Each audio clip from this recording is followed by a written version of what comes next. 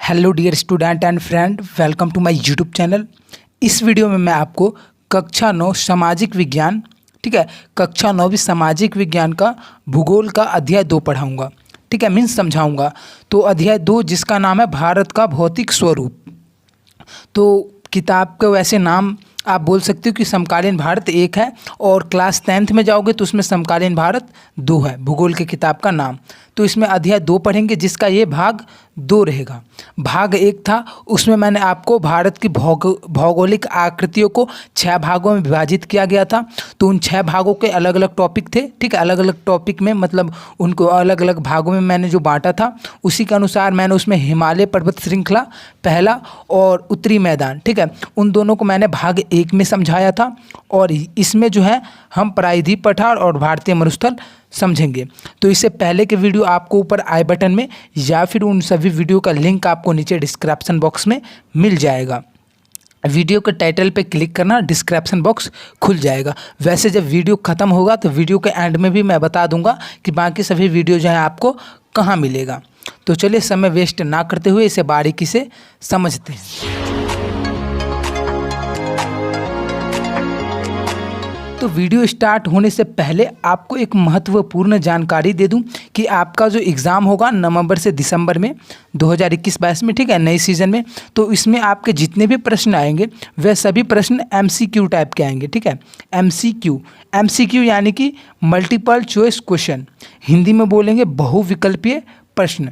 तो multiple choice question आएंगे, means प्रश्न दिया रहेगा और उसके 4 विकल्प दिए होंगे। उन चारों विकल्प में से आपको आंसर शीट में एक विकल्प लिखना होगा या फिर भरना होगा, ठीक है।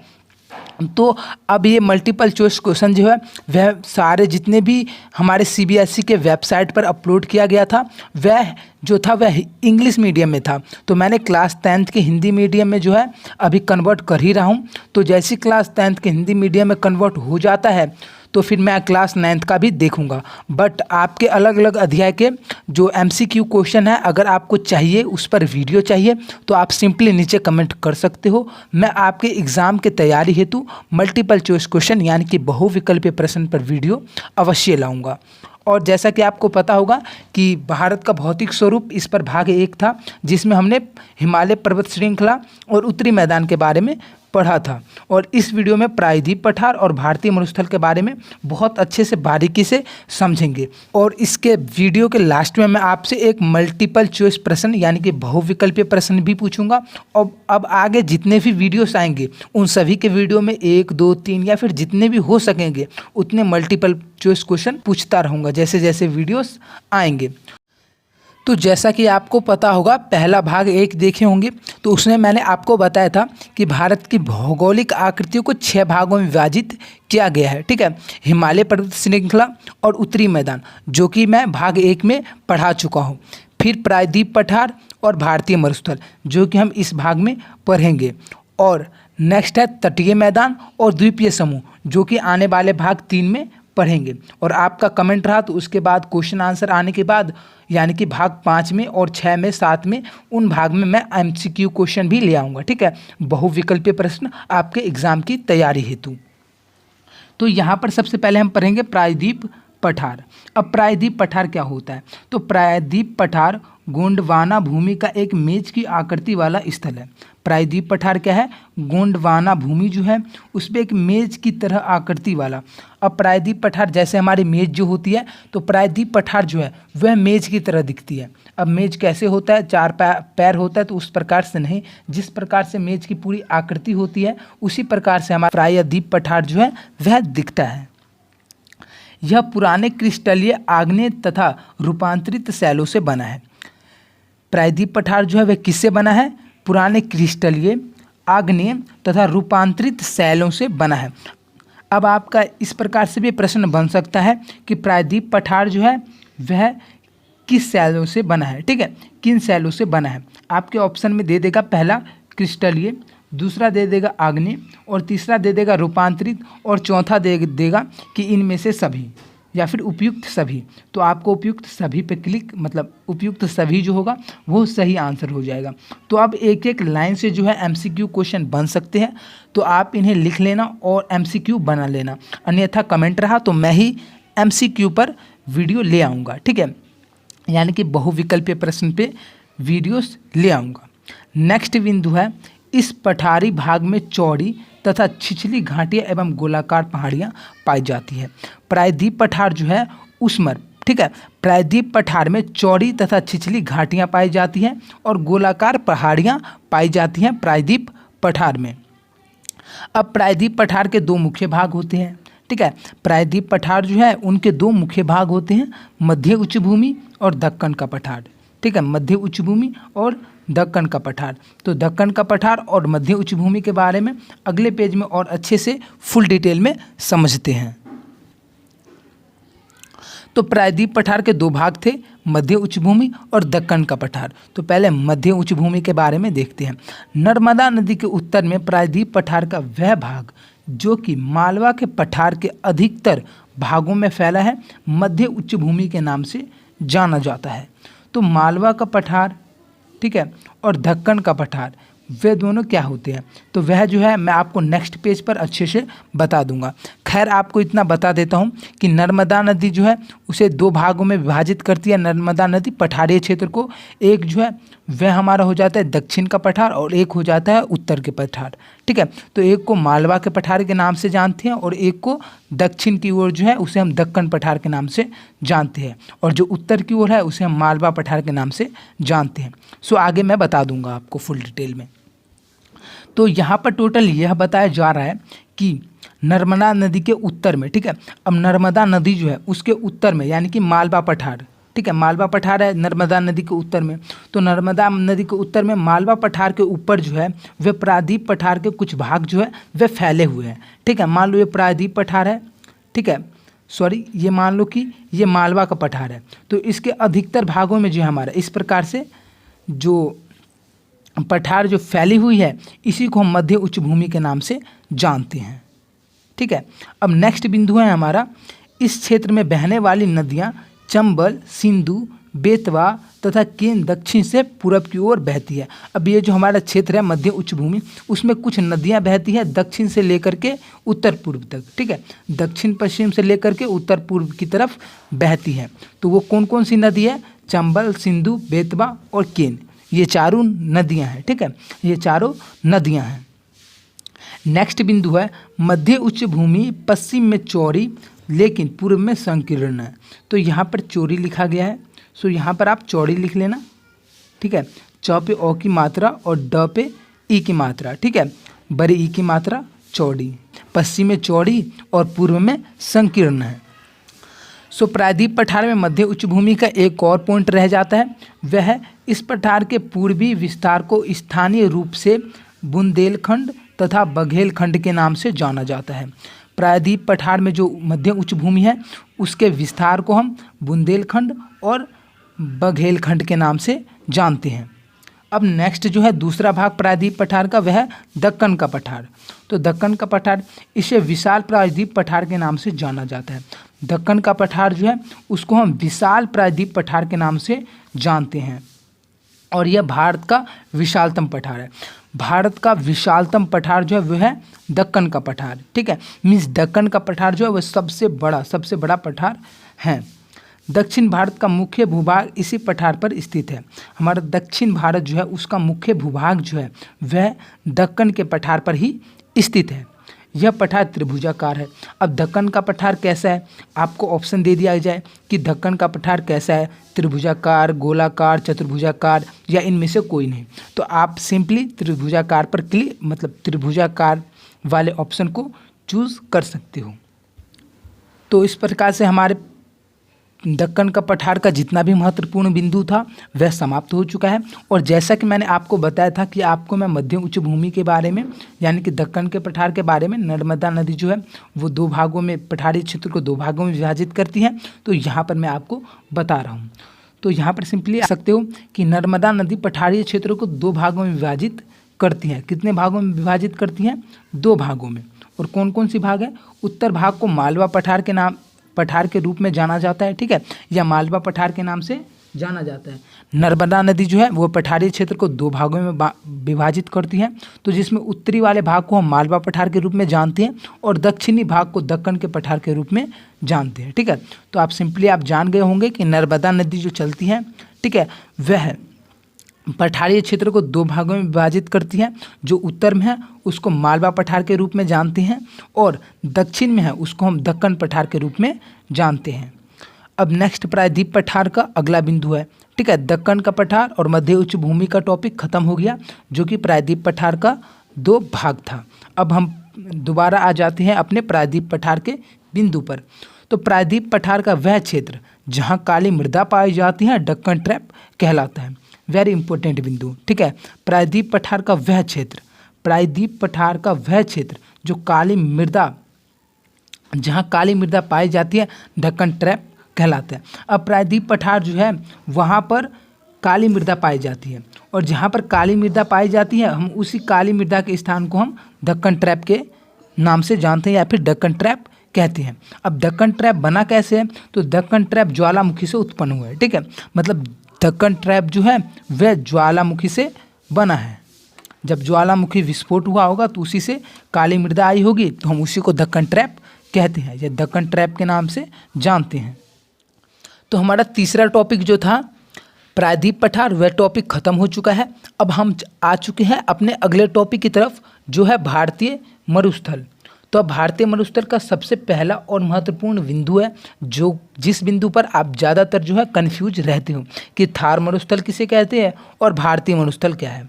तो भारतीय मरुस्थल और थार मरुस्थल ये दोनों एक ही है। ठीक है, कन्फ्यूज नहीं होना है। थार मरुस्थल और भारतीय मरुस्थल दोनों एक ही है। भारतीय मरुस्थल जो है हम उसी को थार मरुस्थल कहते हैं, यानी कि भारतीय मरुस्थल को ही थार मरुस्थल कहा जाता है या कहते हैं।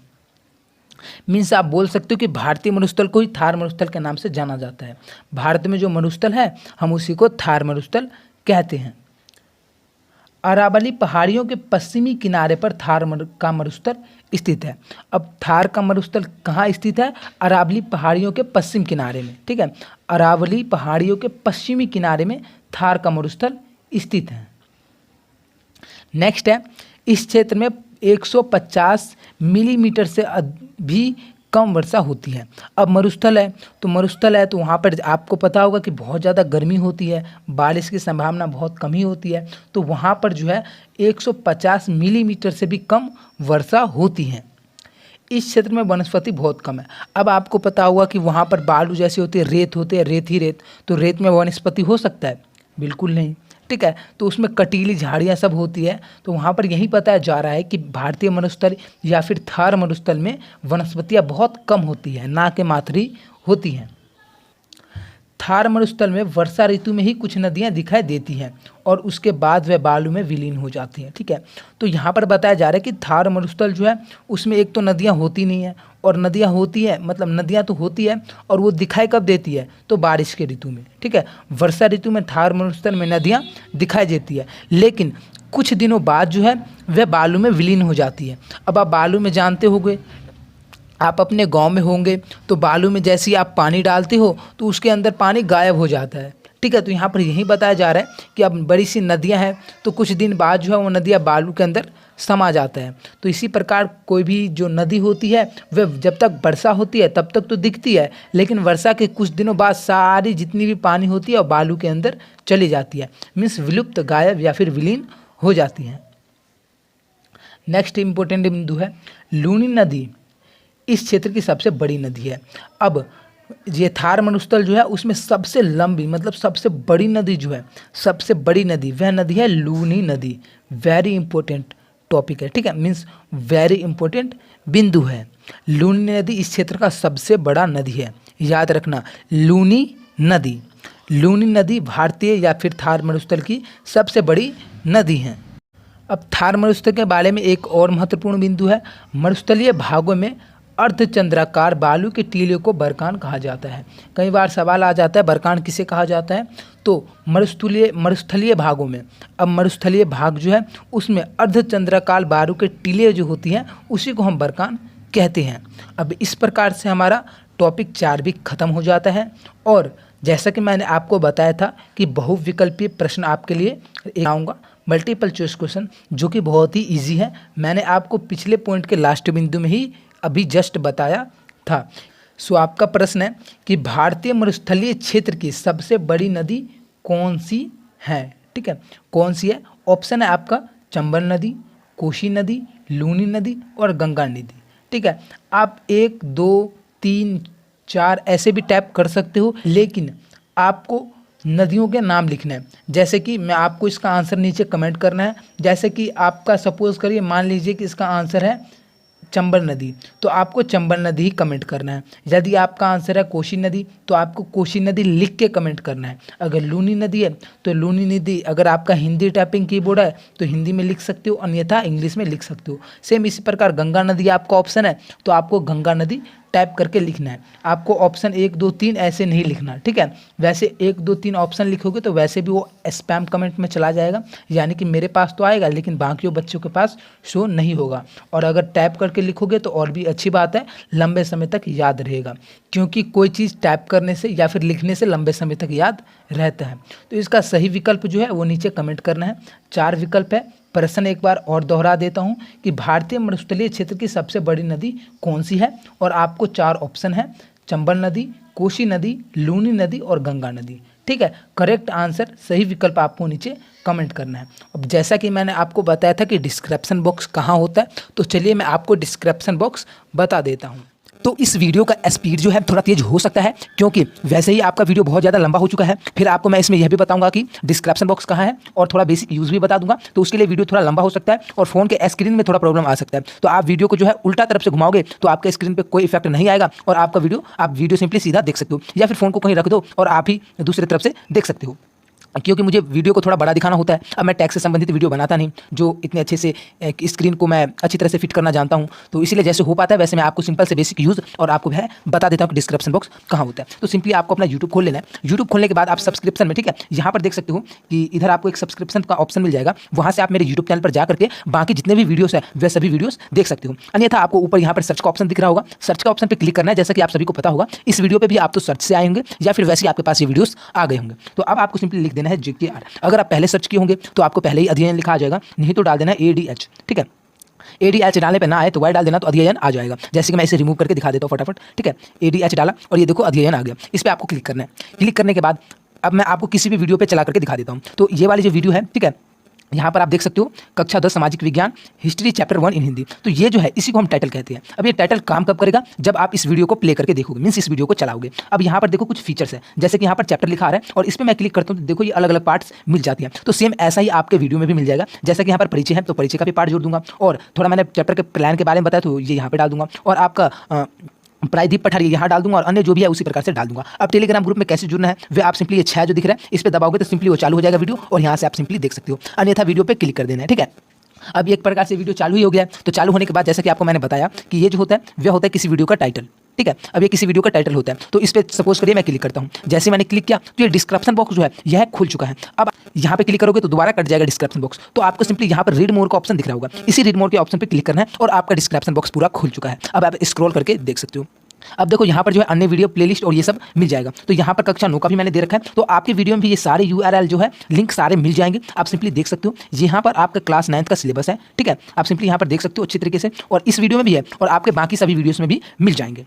सो अब आपको ये जो यूट्यूब चैनल है उसका थोड़ा बेसिक यूज़ बता देता हूँ। ठीक है, तो वीडियो की स्पीड थोड़ा ज़्यादा फास्ट रहेगा, तो आपको सिंपली चैनल में जाना है। चैनल में जाने के बाद आपको यहाँ पर वीडियो मिल जाएगा। ठीक है, इसे आप सिंपली मेन्यू बार कह सकते हो। तो इसमें आपको वीडियोस मिल जाएगा। वीडियो पे क्लिक करोगे तो आपको सारे वीडियो देखने को मिल जाएगा। ठीक है, फिर यहीं बगल में प्लेलिस्ट का ऑप्शन है, ये देखो। ठीक है, प्लेलिस्ट, तो इस प्लेलिस्ट पे क्लिक करके देखो फर्स्ट नंबर पे ही आपका क्लास 9 का साइंस का पूरा संपूर्ण वीडियो बना दिया गया है, और इसका अब जो कमेंट था वह था अध्याय 6 पे, तो अध्याय 6 भी जल्द आ जाएगा। और ये आपके क्लास 9 का जितने भी सिलेबस है वह सिलेबस है। सिलेबस का PDF मैंने टेलीग्राम ग्रुप में भेज दिया, सो ज्वाइन हो जाना टेलीग्राम ग्रुप। ठीक है, और ये देखो आपके जियोग्राफी का टोटल, तो यहाँ पर पहला चैप्टर में जितने भी थे यहाँ पर संपूर्ण पूरा चैप्टर 13 मिनट में कंप्लीट करवाने के बाद इसमें NCERT समाधान और यहाँ पर मानचित्र कौशल्य करवा करके ये आपका भाग 1 है। ठीक है, यहाँ से आप देख सकते हो।